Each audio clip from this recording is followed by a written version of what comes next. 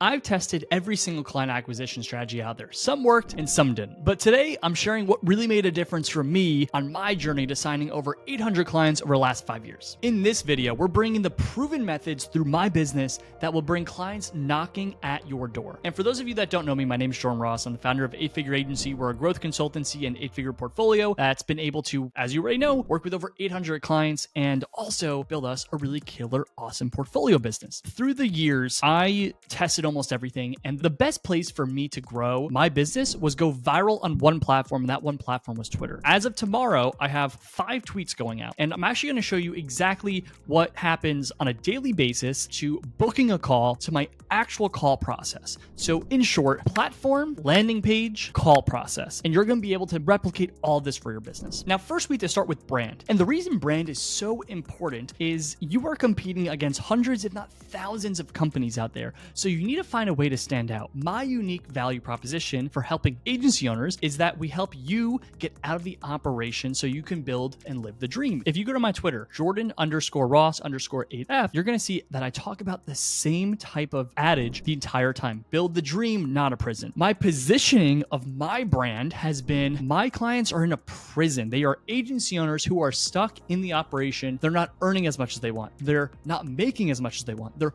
working too hard. They can't get really good talent because they can't afford good talent. They lose their talent. They lose their clients. They're stuck in this never-ending hamster wheel. And my positioning was, oh, that's like a prison. I'm going to take this whole concept and I'm going to brand myself as the agency operations expert that helps people escape their prison. I help agencies with operations. I help them escape the prison, so move away from pain. And I figured this out by actually working with a branding expert. So that was step number 1. When I started building a brand, I actually went to a branding consultant who worked with me to create this positioning. It was so valuable. The second thing through this positioning was that's the filter that I started to create content. So my content, I make content here on YouTube. I make content on LinkedIn, on Twitter, on podcasts, and on my newsletter, and a lot of other places too. But Twitter was the big one that really took off for me back in 2021. And I'm going to show you exactly how I use my content creation process that you can replicate a similar model. Now, what you could see here is Hype Fury. I use Hype Fury, but sorry, Hype Fury, I do not recommend Hype Fury. I've done it just through habit. What I do is on a daily basis on Twitter, even in 2024, at the time of this recording, and this will work for a decade to come, is I am posting 5 times a day. 12 a.m., which is about 8 a.m. in London, 3:30 a.m., 6:30 a.m. in Eastern time. I have a thread daily right now that's going out, and I'm using a company to repurpose that. And then I have 2 more. So what I do is so simple, and you can do this too. Anyone could do this. Look at your calendar and pull up what did I do in the last 3 business days. And I'm going to tell you exactly what happened today. Today, I spoke with a business that has no sophistication. They have no way of knowing, did we meet our goals in terms of when clients churn? Did we earn as much as we can earn, or did we miss our goals? They don't have goals. And I told them, you need a grading system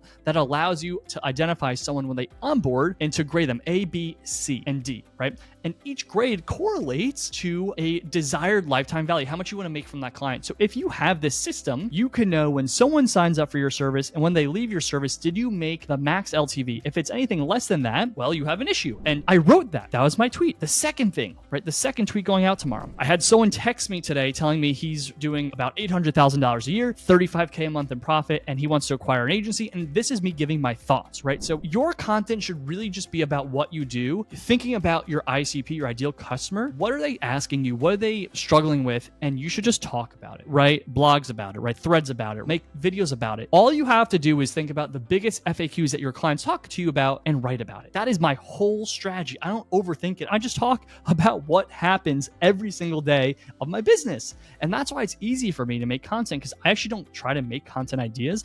I just literally look at what I did. What I did is usually who I'm trying to attract, and who I'm trying to attract are the problems we're solving by servicing our clients. So if you actually look at my Twitter, you're going to see on my Twitter, I got a lot going on, but what you're going to see are call to actions, right? So you could see we have a few, but the big one I want to let you know on Twitter specifically, you need to drive someone to a landing page. And if you have a newsletter, you need to drive them to a landing page advertisement. One of the best things I do for my brand, and I did for my brand, is I hired a landing page consultant. This is built on Unbounce, and you can look up Unbounce. They're a landing page business, a landing page software. He split tested a bunch of different landing pages. A couple days ago, this thread got 24,000 views. I am writing content, I'm publishing content, and I'm actually promoting content. I actually pay for promotion, so I get more views. When you go on my Twitter and you see, I have my landing page pop up a lot. You could see here, like it comes up.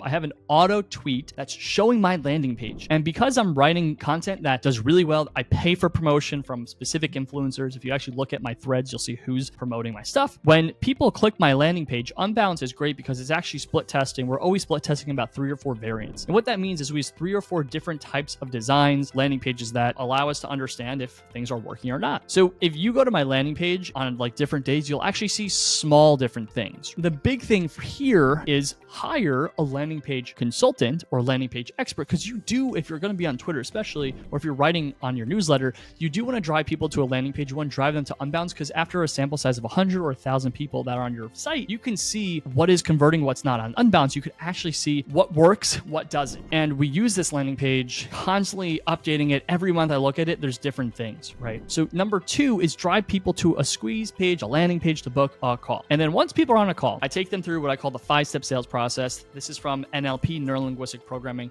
And my process is really simple. The first thing I always do is I build rapport. As you can see here on the screen, number 1 thing is I do rapport. I'm coming in prepared. So I'm going to show you in my CRM. When someone books a call in my CRM, the first thing I do is I review what are their issues. So in my CRM, where you have highlighted opportunities ahead, it says their 3 biggest issues. So I come in prepared. I look at their business. I look at their issues. I look at their average revenue. I pretty much know, because I've done this so many times, I've worked with over 800 clients, I know what's going to come down the pipe. So I take them through this process where I build rapport. All I'm doing is matching and mirroring their body language. You could YouTube this, NLP rapport, and I'm just building good banter. I ask a few simple questions. Hey, thanks for coming in. Where are you calling in from? Why'd you want to book a call today? I looked at your website, and if you're cool with it, I would love to set a quick intention. You won't see that in my rubric, but I always set an intention for the call. The way I say it is, the goal of today's call is to add value to you, and if I'm able to add enough value, I'd love to book one more call to talk about potential collaboration. Is that okay with you? So I plant it in their mind. I'm not going for a one call close, because most people don't want to be sold on a one call close. And I always give the analogy, if you are trying to date someone, you're typically not going to start dating them just by meeting them in the first moment, right? You might have to date them 2 times, meet them twice before that you actually become a dateable person. So I set the intention, I start to build rapport. Those are my first 2 steps. After we get past intros, I really hone in on 2 major things. Number 1, what are your goals? So the way I like to say it is, thanks so much for the overview. How about this? 12 months from today, where do you want your business to be? And then I follow that up with, if that's your goal,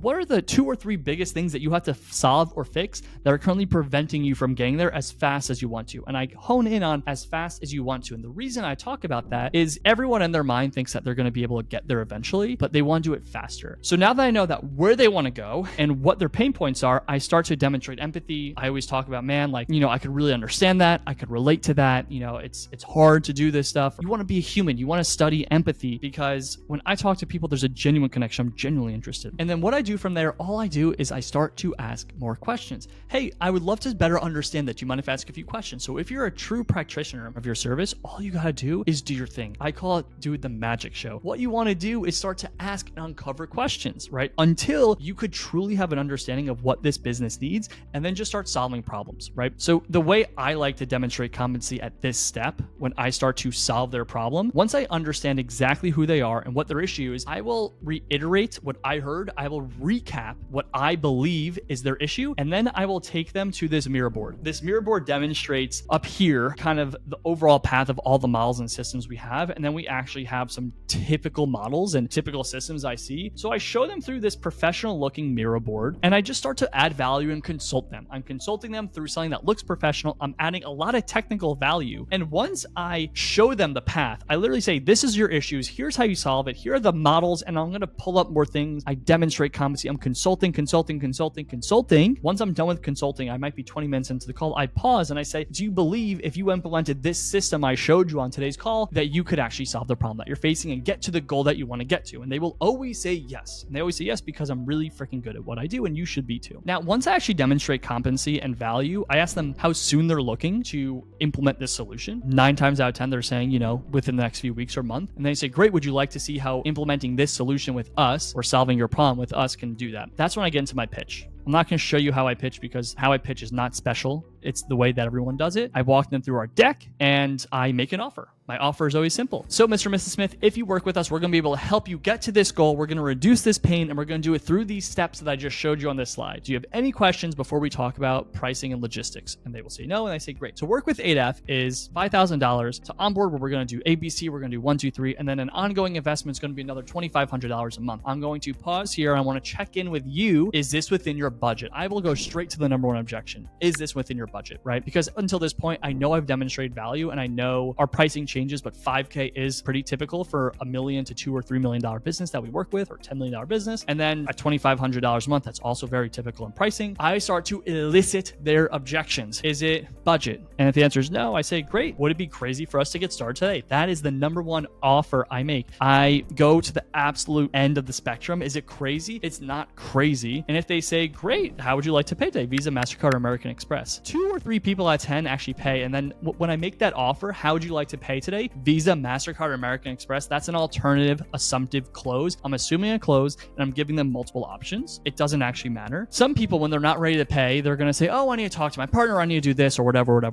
I say, great. How about this? How about we book one more call? I want you to come back with questions because you're going to have questions. And then I book a call right in there. Now, if I have time within that 30-minute call, I will handle more objections. I will listen more objections. Typical objections are time. I don't have the time to do it. Trust. I don't believe in you. They won't tell you that. Budget. I don't have the budget. Value. They don't see the value in your service. Sometimes it's about a partner. You need to learn how to handle objections. Now, this is the simplest process that I do that's gotten us over 800 clients. And I really genuinely showed you like 80% of everything. It is this simple. The hard thing is that you do need to learn how to write content. You do need to hire content writing consultants. You do need to hire people to promote your content because just because you write doesn't mean anyone sees it. You need to build better landing pages. You need to hire sales consultants. You could hire 8F to make you better at selling. Now, I know these steps seem simple, but I promise you they're a lot harder. If you're looking for support growing your business, make sure you check out our school community where we are giving you a boatload of free value where you could come and learn from me directly every single week with our community of over 1,200 people. Or if you just want to talk to us directly, want a free consultation, and you're doing at least $20,000 a month, go to the link below to book a call.